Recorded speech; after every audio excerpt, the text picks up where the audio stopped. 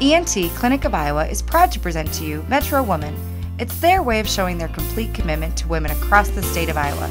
Please enjoy this episode of Metro Woman, presented to you by the entire staff of ENT Clinic of Iowa, located in West Des Moines, downtown Des Moines, and in Pella.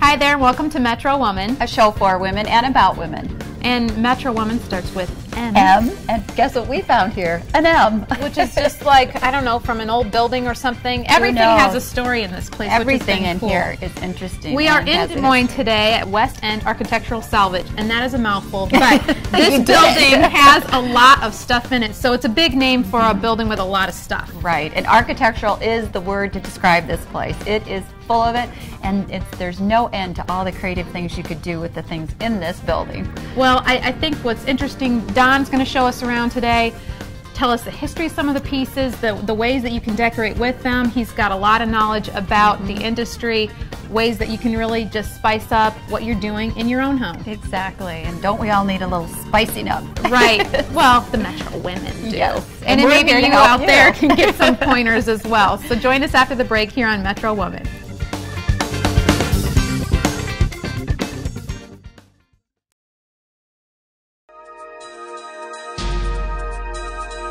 Today on Metro Woman, we found a wonderful discovery, West End Architectural Salvage, located in downtown Des Moines, a 4-story warehouse full of rare and unique things. We're meeting with owner and founder, Don Short, to learn more about this wonderful place that makes you feel like you've stepped back in time.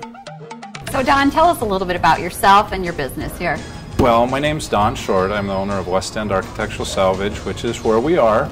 And West End Architectural Salvage is kind of an interesting place. We have a 5-story warehouse, almost 50,000 square feet of interesting, old, new, unique items for the home, for the business, condo, loft, that type of thing. We also do in our space wedding receptions, Christmas parties, holiday events. We have a coffee shop. I'm noticing the nice coffee bar over here. Yes. And so we are just pretty flexible here. We collect old fun things, we rebuild them, and we just have a great time being here every day. And you've been in this building since? About 1.5 years, okay. And then we had a store on Locust Street, downtown Des Moines, for about 1.5 years also. Okay. I came from Marshalltown, I had restaurants up there, and like being in Des Moines, like being in Marshalltown, and all, serving food. You've mixed all your interests together in one terrific place. My hobby is my job. Oh, it's perfect. How many people wouldn't love to be able to say that their No kidding. job is their hobby?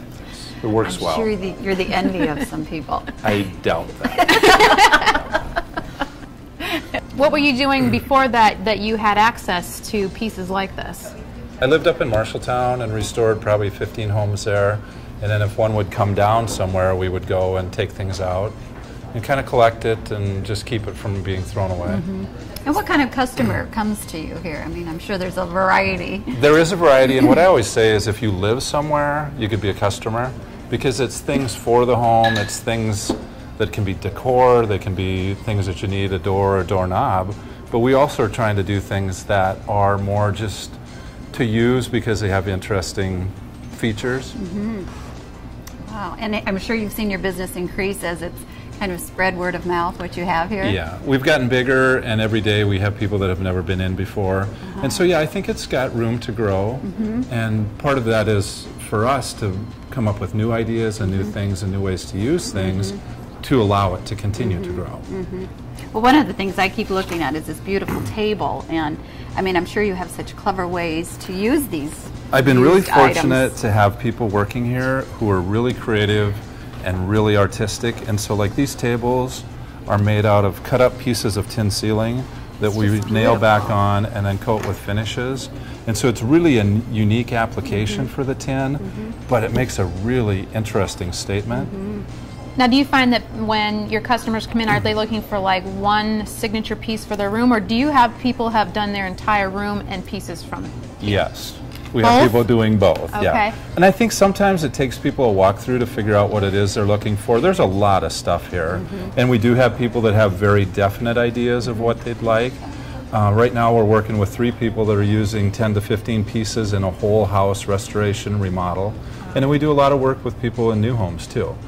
So if they want something interesting and out of the ordinary, but don't know what, do you have people that could go to their home and suggest? You know, we or try not you to kind do of- that as well. We try not to do that as much where we go into someone's home because every house is different. Okay. And I don't want to push our style on it. We'll help if they need us to. Right. But it's almost, we do some help with designers that work here, but it's almost easier to find a piece and work around it than to come in and say your whole house should be this. No, I can Right. see that. It's just hard sometimes for people to get out of their box Right. of what they're used to, if they're traditional or if they're country or contemporary. But And we try to steer people more eclectic. I don't ever Yes. say that it should be some way. It should be the way you like it. right.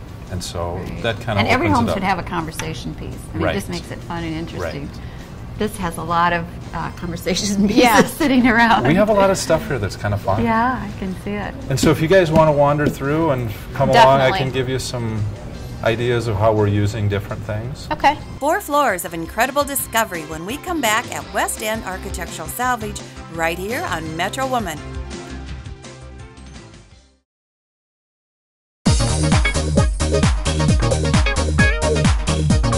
So far, we've learned about West End Architectural Salvage, a place that takes old, obscure objects and turns them into art, into functional home items, and more. Now it's time to get the full tour. As we make our way around the coffee shop, we've tried to design the coffee shop area out of interesting pieces. This counter is made off a building facade, off a building in Stewart, Iowa, and then on the ends of it, we've added brackets that came out of a home up in Drake. The front of our coffee island, we've used a terracotta stone frieze off a building in Chicago that burned down and built that into the underside. And we're trying to show people what can be done with pieces in a more practical way. And so throughout the whole main floor, we have different things that we've put to use architectural salvage. And as we come back here, like our bathroom walls are made out of brick that's punched like tin that was out of a building in Elkhart that was torn down. The stained glass windows are out of a church in Marshalltown. The trim's out of a school in Mount Pleasant. Wow. And so we're trying to use things from this area. And like I said, what we built in, we went ahead and built everything old. And then as you go through here, you can just see some of the pieces that were reclaimed and are now being used as something else. These pipe organs just give great volume to a space and not really have any function. Got a big bar out of Hotel 43 just around the corner. It's So not, this was from a place in Des Moines? Yep, just 2 blocks away. Quite unusual with the swags and the stars and And Jeff Hunter, the owner of the hotel, it's only about 25 years old, Yeah. but when they redid their restaurant, he brought it over here, and so that's for sale. We use it when we do events back here, Oh, and so it's okay. sort of multifunctional. Yeah. so you actually use it. As we Okay. come around here, here's an antique shop vac that I picked up 2 weeks ago, I know. and it's not really that old, but it's very functional here when you have a lot of dust. And you can see there's just a lot of different things that aren't going to work for everyone. What is that? Those are old coffee beans. I was going to say it's a Oh. coffee grinder. Yeah. It's cool. To grind the beans. But that table looks ancient that it's on, or it was like out of a woodworking It's an old store. woodworking bench. So there's an instance, a lot of people wouldn't think of this being built into a brand new home. But in her particular Yes, taste, it's then going to work it out would fit well. well, yeah. Yeah. You know, you could come into this and you could have a game. Guess what or where this came from. And Yeah, you could that's have a lot cool. of fun. Yeah. Well, we can head upstairs, our second floor. We have stained glass windows. We have tin ceiling panels that we've made, a lot of furniture. The third floor, we have more fun things, garden area, lighting area.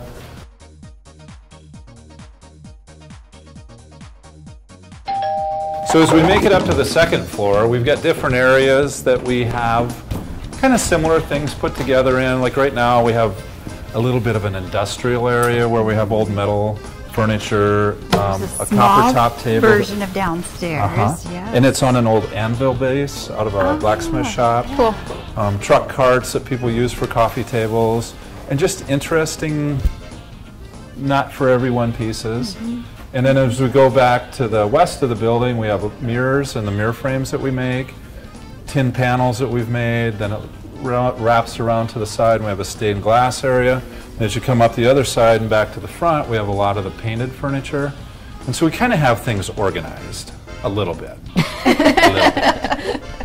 As much as you can. Right. Well, it's kind of hard when people come in and they say, how many mirrors do you have? And I say 100. Where are they? And you say everywhere. Yeah. So this way you Yeah. can kind of get some comparison shopping. So if you guys Yeah. want to lead me or follow me, whatever. Follow. We'll follow Okay. you. Yeah. Can anyone sometimes say, I need a table this size? We do a lot of custom work. Custom or okay. Tables, mirrors, tin pieces. These are some of the mirrors that we do. And we've got a number of different types of finish that we can do. It can be copper, it can be tin.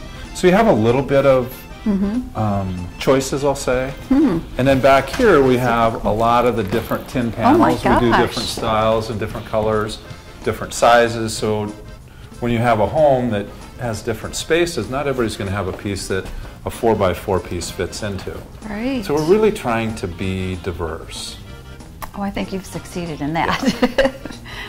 Quite a bit. And then we That's did just- have, we pulled a page out of the Carroll yearbook, and we have Tam's photo up on the wall between the stained glass. Yeah. Oh, that was my better days. This is neat.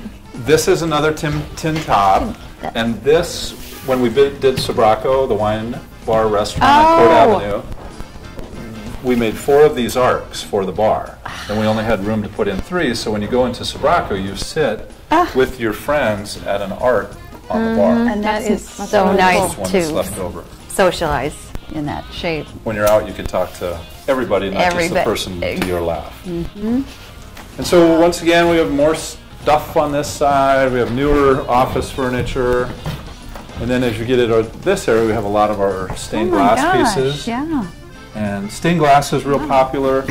I try to tell people that you can use it hanging in front of a window instead of having to build it in. And so out here is just very eclectic in color, wood, furniture, different pieces of things. This is one that came in really rough and we put a coat of paint on it and gave it some distressing. And so that sold the day we put it out. And so it's Wow. really interesting what comes and goes and when it does. So do you have like a workshop area attached Our to this? basement. Oh, your is a bit- basement is a where you do workshop the work. area, yeah. Okay. Yeah. And then we have interesting, like here's a horse skull. And I don't know, it's sort of morbid, it's sort of cool. We have sold a just lot talking of about the cow. pet. We've sold a lot of cow heads for Really? the Georgia O'Keeffe art. Oh, Yeah, so- sure. Wow. Just kind of interesting things. This is cool. I just want to look at it. It's really neat. Theme I'd be from the telling my Munsters. son, practice! Up to floor 3 when we come back on Metro Woman. But first, here's a quick and easy recipe from Kayla Westergaard from the Iowa Egg Council. If you want to wow your family in 5 minutes or less, try this easy chocolate pudding recipe. Let's get started. The ingredients you'll need are 4 egg yolks beaten, 1 12-ounce package of chocolate chips, 2 cups of low-fat milk, 1/4 of a cup of sugar, 1/8 of a teaspoon of salt, and 1 teaspoon of vanilla extract. In a microwave-safe bowl, you'll want to combine your chocolate chips and milk.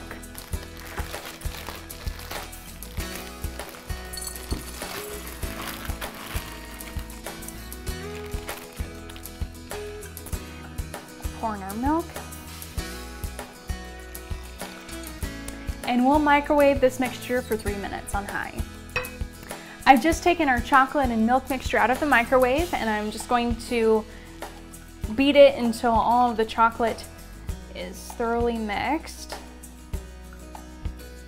Next we'll add in our salt and sugar and combine that. And then we'll add in our beaten eggs.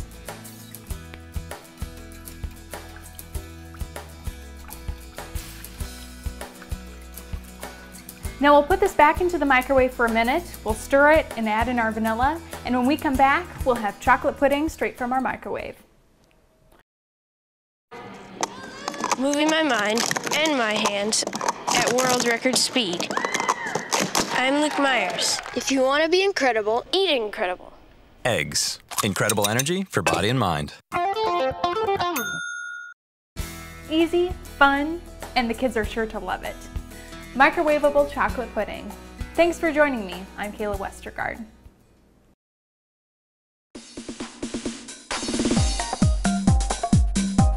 So far, we've had fun with Don Short at West End Architectural Salvage, a place that takes old treasures and turns them into something new. They're located in the heart of downtown Des Moines, and it's a great stop in the Midwest. Now we're on the third of 4 floors to see what else we can find. Now we're on the 3rd floor. And our 3rd floor, we have a lot of different areas. We have the lighting area ahead of us. We have a whole area of church items behind us. An area to the right that has gates out of Indonesia that we use as wine cellar gates. We have riddling racks from France that are actually used to cure champagne. And so we'll show those as we walk around. Yeah, it's interesting. And over here we have hundreds of antique light fixtures and globes and pieces and parts, which is, it's really fun for somebody doing an old house to find a piece that goes in. I was just going to say that if you're trying to renovate an old home, you need to come to places like this. Correct. Because you wouldn't want to put something modern in it. And even to go into a newer home and have a girl's bedroom with a crystal light fixture. That's real popular right now. Yeah. Oh my God. Some of the things are obviously obsolete and will stay that way. We have a lot of terracotta stone, bricks, different building fragments that we've done half a dozen fireplace mantles out of in new homes, out of the old stone. Or people do just the remnants in the gardens. Sure. And so some of the bigger chunks that are ornately carved limestone or red stone or a glazed terracotta. And so we've got in this little room, we have a number of champagne riddling racks that are out of France. What is that? The riddling racks are how they cured champagne. They would hang, the bottles would be upside down and they'd turn them every couple of weeks to ferment. Then they'd take them out and cork them for the finished product. And these came from the Moet and Chandon vineyard in France, which does Dom Perignon. I get them from a guy from Atlanta. And I bought the last that he had before he sold the rest to Napa Style magazine. They have a little medieval torture chamber look, but they were drinking champagne. Then you wouldn't feel the pain. It's true. Oh my gosh. So you can go upside down. That'll really work. And like this wall, those are the Asian courtyard gates. And they look really cool, like on the side of a wine cellar. They don't necessarily have to function, but they look like they're part of it. Right. And I remember your Swin bike from delivering newspapers in Carroll. Actually, I did, but the little tassels aren't there. And the bell. The bell, yes. And so we can head this way. If you guys want to go up on the 4th floor, that's where we have all the doors, the woodwork, the hardware, big pieces of furniture. It does. More from West End Architectural Salvage when we come back on Metro Woman.